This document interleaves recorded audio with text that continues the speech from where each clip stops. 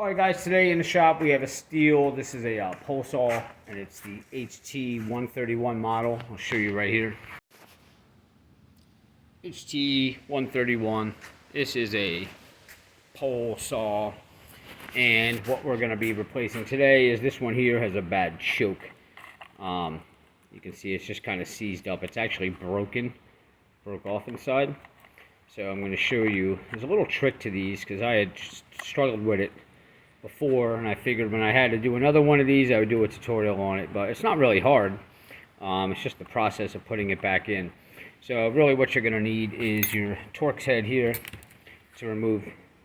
You got one there, and it's really hard to see with the sun, but you got two on here. Let me move to a different angle. One there, one there. You're going to back those two out, and you're also going to need a screwdriver. I recommend one with a magnetic tip on it.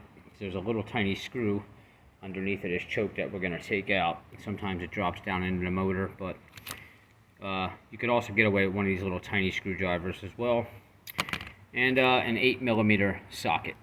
Alright, so let's go ahead and we're going to take off this air filter cover first. Basically, you just stick your Torx head tool in there, and you're going to back these two out of here. We'll go ahead and pull that off. And under here is going to be your air filter.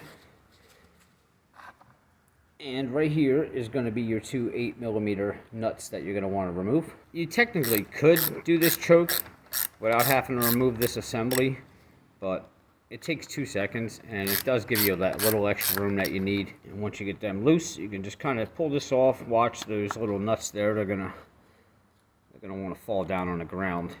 And it's going to be still attached by this hose, but you don't need to disconnect this hose. You're just sliding this out of the way. Now we'll come over to the choke, and you can see this one pretty much snapped off. Alright, so here, let me turn my light on. You can see that little Phillips head there. And it's really tiny. When you loosen that, it's 90% of the time going to drop down in there on top of your gas tank, and you're probably going to lose it. And then you're going to have to tilt this sideways and shake it to get it out. That's why I recommend using the magnetic tip to kind of prevent that from happening. So we're just going to get that in there. Now you want to be careful before you take this black piece off. There is a spring inside of there. If you lose that spring, well, then you're pretty much screwed. Alright, so there's our little screw. Let's see. There we go. Alright, so now you're going to pull off this little black piece here. There's a spring underneath. See that spring right there? Make sure that spring's not broken in half. Alright. And you can tell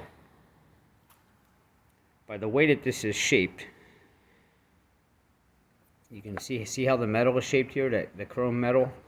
Well, that actually, when this goes back on, you can see the way that this is shaped. It actually fits right over top of that, the way it's cut out. You can see that on the back, alright? So just remember that. Alright, now when you're putting the new choke on, you can see the little groove right there where it's notched out. So I got a used choke here. See it at the top where it fits into that little groove? You can go ahead and slide your spring back down on there like that. Alright, now go back to this black piece here. Remember that little notch there and the little notch on the choke here. And you just want to drop this down in there. And after you have it down in there, turn it. Okay, so you can't turn no more, and then you won't be able to pull it out. Now you go ahead and put that back onto the machine like that. Okay, once it's locked in there. See, now when you turn it back this way, it'll slide out. So you want to put that back down in there, turn it so it locks. And then we can go ahead and put this back on the machine here. And this part I'm not going to be able to do with one hand, but I'm going to start it. So we're going to slide this. Now remember, that's the way that's cut out there. Okay, this has to go back on that same way to slide over top of that metal.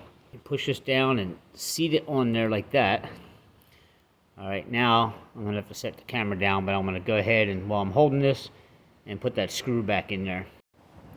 Now, you want to make sure you don't release your hand here, because if that black piece slides off of that little plate that it's seated on, then it's not gonna work right. All right, so now I got my screw on my magnetic screwdriver, and I know you can't see this, I apologize, but I'm gonna go ahead and screw that back in.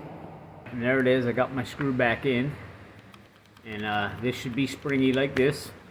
And when you turn that, you should be able to see the choke in there. See it? A little butterfly going back and forth in there. And that's it. It's a little bit of a pain in the butt putting this screw back in here.